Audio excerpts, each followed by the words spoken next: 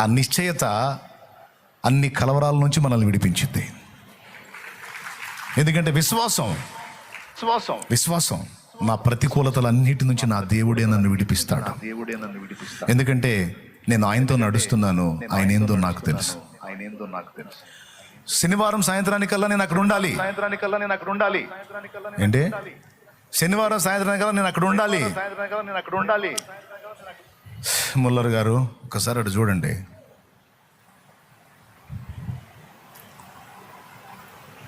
ఏంటి? దారి కనపడక సముద్రం మీద మంచు కమ్మేసి ఎక్కడ ఏముందో తెలియక అల్లాడిపోయి నడుపుతున్నాను నేను. శనివారం సాయంత్రానికల్లా అంటే ఎట్లా కుదురుతుందండి? ప్రశాంతంగా నీళ్లు ఉంటే నీళ్ళ మీద వెళ్ళిపోద్ది. మీరు అనుకున్న టైంకి ముందే చేరవచ్చు మనం. ఈ రకంగా ఉంటాయి. శనివారం కాదు, ఆదివారం కాదు, సోమవారం కాదు, మంగళవారం చేరినా గొప్ప విషయమే.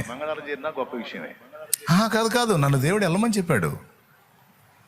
నువ్వు వెళ్ళు, నీ మార్గాన్ని సరళపరుస్తానని నాతో మాట్లాడా.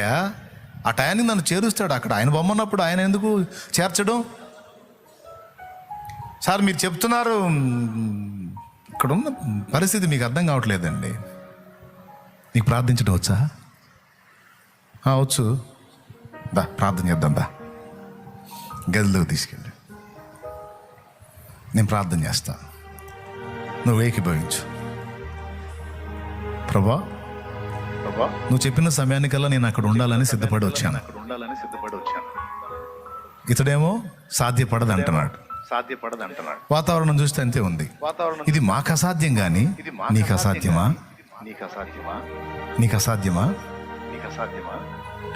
నీకు సమస్తము సాధ్యమే. ఆ అడ్డుగా ఉన్న ఆ మంచును తొలగించి మాకు దారి చూపించు. నువ్వు చెప్పిన సమయాన్ని అక్కడికి వెళ్తాను. యేసు నామములో పొంది ఉన్నాం తండ్రి. ఆమేన్.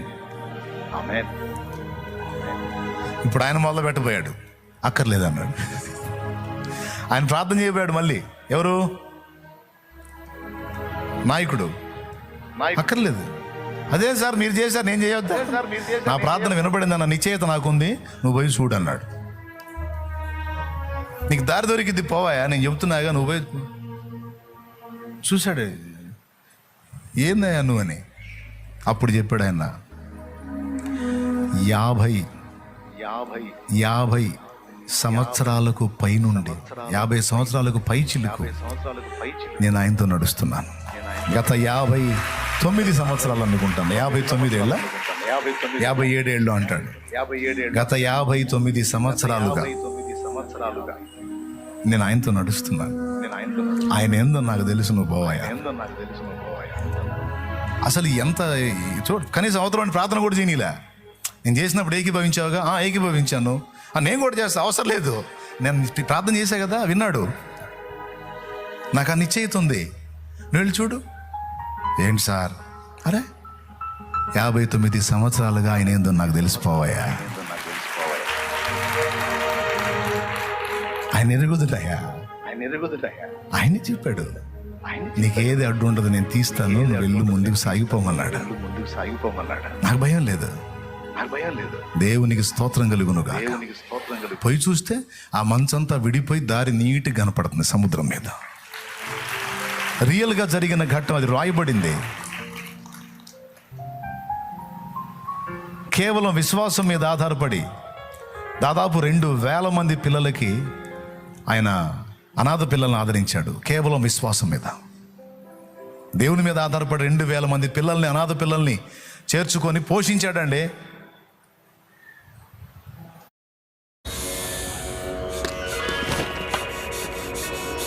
అవే గల్లు ఏం చేస్తున్నావు? చిన్న ఫ్యామిలీకి ఫుడ్ ఎట్ట చేయాలా అని జుట్టు పీక్కుంటారు. 2,000 మంది పిల్లలకి ఎట్ట పోషించాడు ఒక్కసారి ఊహించండి. 2,000 మందిని రోజుకు 3 పూట్ల పెట్టాలి. కాయ నిద్రవుతుందా? ఇంక చాలేలే, పైకి లేచి నిలబడి. విశ్వాసం, దేవునితో నడిచిన విశ్వాసం, దేవుని స్వరం విన్న విశ్వాసం, దేవుని వెంబడించిన పాత్రల విశ్వాసం. అది అట్లుంటుంది విశ్వాస బలం. కృంగిపోరు, కుమిలిపోరు, దిగజారిపోరు, నీరు కారిపోరు. లేండి లేండి లేండి, జాలే లేండి, జాలే లేండి.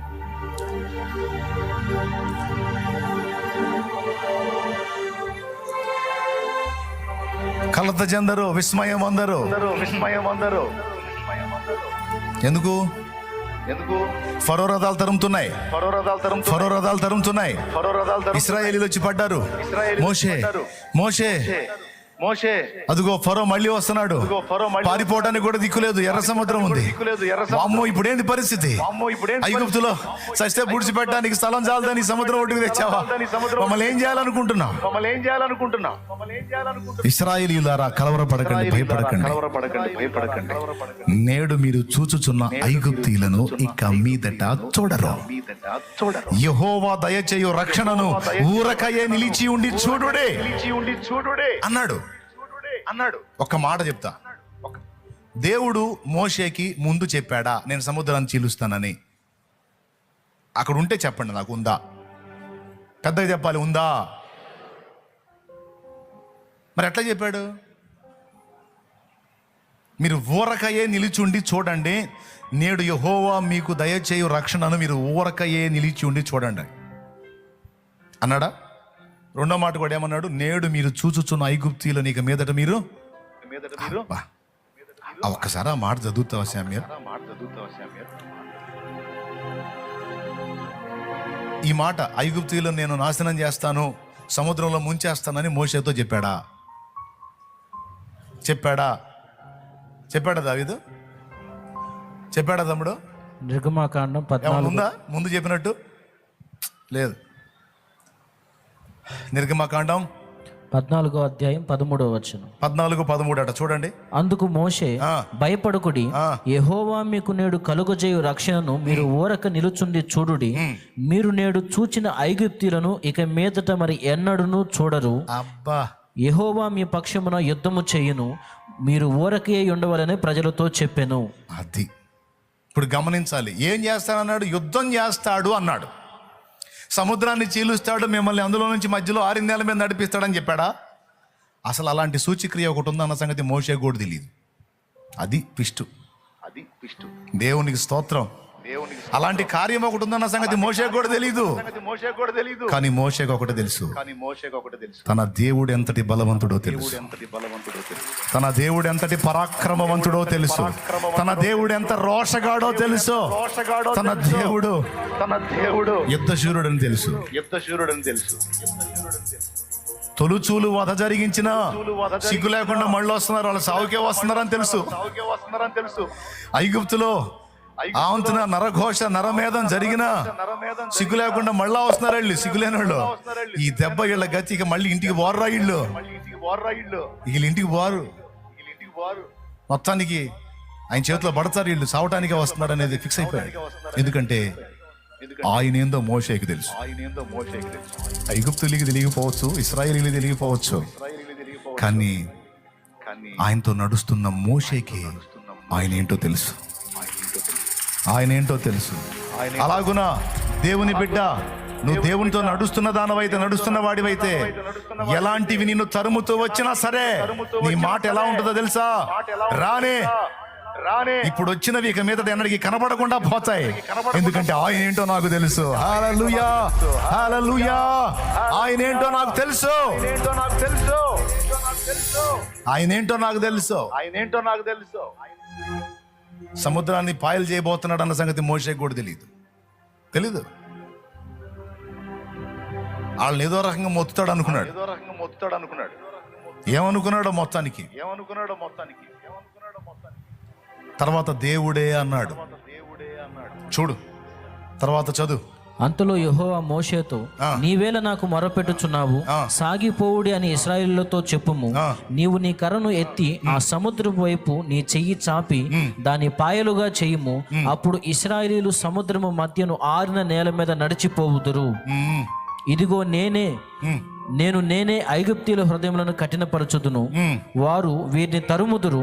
నేను ఫరో వలనను అతని సమస్త సేనల వలనను అతని రథముల వలనను అతని గుర్రపు రౌతుల వలనను నాకు మహిమ తెచ్చుకుందును. అబ్బా, అంటే అప్పటిదాకా మోషే కూడా తెలియదు. మొరపెడుతున్నాడు మోకాళ్ళుని, దేవా ఏం చేయబోతున్నావు? నెక్స్ట్ అడిగి ఏంటి? మొత్తానికి ఏదో చేయబోతున్నావు. ఏం చేయబోతున్నావు? ఏదో ఒకటి చేస్తావు. ఏం చేయకుండా అయితే ఊరుకోవు. ఏం చేయబోతున్నావు అని అడిగాడు. మొర్ర పెడితే, ఇంకెందుకు నాకు మొర్ర పెడుతున్నావు, కానీ నీ చేతనున్న ఆ కర్రను సముద్రం వైపు చూపి అది 2 పాయలగునట్లుగా ఆజ్ఞాపించు. నేను చేసే పని నేను చేస్తా. 2 పాయలు చేసి దాన్ని 6 నెలల మీద వీళ్ళందరినీ అటు దాటిపోమ్మన్నాను. వీళ్ళు సముద్రంలో నడుస్తున్నప్పుడు వాళ్ళకి సిగ్గురాదు. వాళ్ళకి సిగ్గులేని జీవితాలు అయ్యి ఒరే, ఒక పక్కన ఇంతలా అద్భుతం చేసి ఆంతున్న సముద్రాన్ని 2 పాయలు కొట్టి, వామ్మో ఏందిరా ఇంత దారుణం చేసి ఇంత నడిపిస్తుంటే అసలు ఇక మనం డైరెక్ట్గా దేవుడితోనే పెట్టుకుంటున్నాం, సత్తాంరా అని అనుకుని సిగ్గు రావద్దు వాళ్ళకి? ఉండాలా లేదా సిగ్గు? ఉండాలా లేదా? కళ్ళకు కనపడుతుందిగా సముద్రం 2 పాయలు అయిపోతుందిగా. ఎప్పుడన్నా చూసారు వాళ్ళ చరిత్రలో? కనీసం అది చూసాను వాళ్ళకి బుద్ధి రావాలిగా. అది జరుగుతుంది, దేవుని కార్యం రా, వాళ్ళకు తోడై ఉంది దేవుడు రా. ఇశ్రాయేలు బలవంతుడు రా, యాకోబు బలవంతుడు. యాకోబు యొక్క బలవంతుడగు వాడు వారికి తోడై ఉన్నాడు. వారిని కదిలించకూడదు. ఆల్రెడీ ఇళ్ళ దగ్గర శవాలు పెట్టుకొని వచ్చాం, ఇప్పుడే ఫ్రెష్ గా బూడ్స్ పెట్టుకొని వచ్చాం, మళ్ళీ పోతాం. తిరగండి రా వెనక అనుకోరు. సిగ్గులేని జీవితాలు వస్తారు, అంతే వస్తారు. వచ్చినప్పుడు ఏం జరిగిద్ది? ఏం చెప్పాడో అదే జరిగిద్ది. మొత్తం దాటి అవతలికి వెళ్ళిపోయారు. వాళ్ళు వెళ్ళంగా మనం ఎందుకు పోం, మనం కూడా పోతాం బాగా పండ్ర అని చెప్పి వీళ్ళు వెంటబడిపోయారు. బాగా నడి సముద్రంలోకి వచ్చారు. వాళ్ళేమో ఆ దరి ఎక్కారు. అప్పుడు దేవుడు మళ్ళీ మాట్లాడుతున్నాడు, మోషే ఆ ప్రభువా, నీ కర్ర, నీ చేతనున్న కర్రను మళ్ళా నీళ్ల వైపు చూపి ఆ 2 పాయలు తిరిగి కలుసుకోవాలని ఆజ్ఞాపించమన్నాడు. వీళ్ళు బాగా నడి సముద్రంలో ఆగానే మళ్ళీ అటు ఆధారికి పోయి కర్ర ఈ 2 పాయలు తిరిగి కలుసుకోవాలన్న. చూస్తా కొండల్లాగున్న నీళ్లు దన్మని చూడండి, ఒకసారి చూడండి.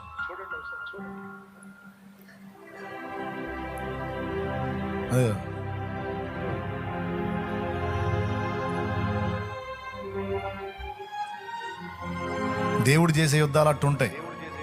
ప్రకృతితోనే యుద్ధం చేస్తాడు దేవుడు, కత్తులు కటార్లు పట్టుకోడు. అద్దు వచ్చి మొత్తం తెలుసుకుంది.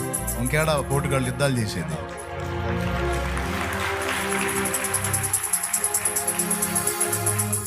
బైబిల్లో ఫరో కూడా పోయాడని ఉంటుంది. మూవీలో మాత్రం ఫరో బతికినట్టు చూపిస్తారు. ఒకటిదే, వాడు బతకల, వాడు కూడా పోయాడు. బైబిల్లో ఉంటుంది. ఫరోను అతని సర్వ సేనలను సముద్రములో ముంచిన వాడు నీవే కదా. దేవునికి స్తోత్రం కలుగును గాక. అయిపోయింది. దేవుడు చేసే యుద్ధాలు అట్లా ఉంటాయి. ఇది మోషేకి తెలుసు. అందుకే ఇశ్రాయేలు సర్వ సమాజం కలవరపడింది, కానీ మోషే కలవరపడలా. నా గొర్రెలు నా స్వరం వినును, నేనేందో వాటికి తెలుసు, అవి నన్ను వెంబడించును, నన్ను విశ్వసించును. చివరిగా గట్టిగా కొడు. దేవునికి మహిమ. నేనేందో, నా బలమేందో, నా పరాక్రమమేందో, నా శౌర్యమేందో, నా కార్యాలు ఎలా ఉంటాయో నా గొర్రెలకు తెలుసు. అవి సందేహించవు, అవి విశ్వసిస్తాయి, నమ్ముతాయి. మీరు నన్ను నమ్మరు, యూదులారా మీరు నమ్మరు, కానీ నా గొర్రెలు ఉన్నాయి, అవి నన్ను నమ్ముతాయి, అవి నన్ను విశ్వసిస్తాయి. ఇశ్రాయేలుకు తెలియదు ఆయన, ఐగుప్తులకు తెలియదు ఆయన, కానీ మోషేకి తెలుసు.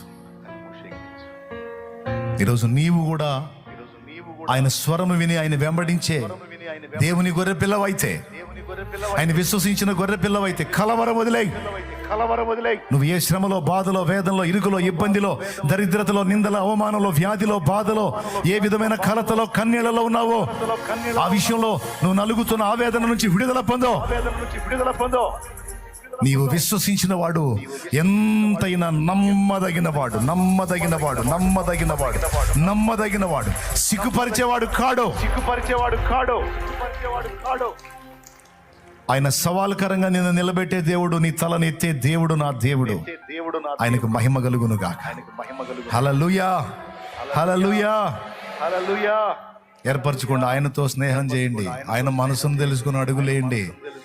ఆయనతో మనసు కలిసి బ్రతకటం అలవాటు చేసుకోండి. ఎవరైతే అలా అలవాటు చేసుకుంటారో వాళ్ళు ధన్యులు, ధన్యులు, ధన్యులు, ధన్యులు. నేనే కాదు, ఎవరు అందినా అందకపోయినా మీకు ఆయన ఎల్లప్పుడూ అందుబాటులో ఉంటాడు, మీకు ఎల్లప్పుడూ సమీపంగా ఉంటాడు. ఇంకా చెప్పాలంటే ఆయన సన్నిధి కోసం మీరు ఆకాంక్షించినట్లే మీ సన్నిధి కోసం ఆయన కూడా ఆశగా ఎదురు చూస్తాడు. నీతో గడపాలని, కేవలం నీతో గడపాలని, కేవలం నీతో గడపాలని. తమ్ముడా, చెల్లి, ఆయన ఎక్కడ నువ్వెక్కడ, కానీ ఆయన నిన్ను ఆశిస్తాడు. నీవు కూడా ఆశించి ఆయన సహవాసాన్ని ఇష్టపడు. ఆయనతో నడు, ఆయన స్వరాన్ని విను, ఆయన తెలుసుకో, ఆయనతో నడుచుకో. విశ్వాసము గలవాడవై, విశ్వాసం గల దానివై ధైర్యంగా ఉండు. నా దేవుని బలమైన కార్యాలు చూడబోతున్నావు. ఆమేన్. నా దేవుని బలమైన కార్యాలు చూడబోతున్నావు. విశ్వాసంతో చెప్తున్నాను. ఈరోజు నీవు అనుభవిస్తున్నటువంటి ఈ ఐగుప్తు లాంటి ఈ ప్రతికూలతలు, ఈ శ్రమలో ఇక ముందు నువ్వు చూడవు, ఇక ముందు నువ్వు చూడవు. నా దేవుడు అలా చేయబోతున్నాడు. హల్లెలూయా. నమ్మిన వారు స్వతంత్రించుకుంటారు, సందేహించే వాడికి ఏది దొరకదు. పసిబిడ్డలాగా విశ్వసించిన వాడు స్వతంత్రించుకుంటాడు ఈ సంగతులన్నిటినీ. కృప మనకు తోడై ఉండునుగా.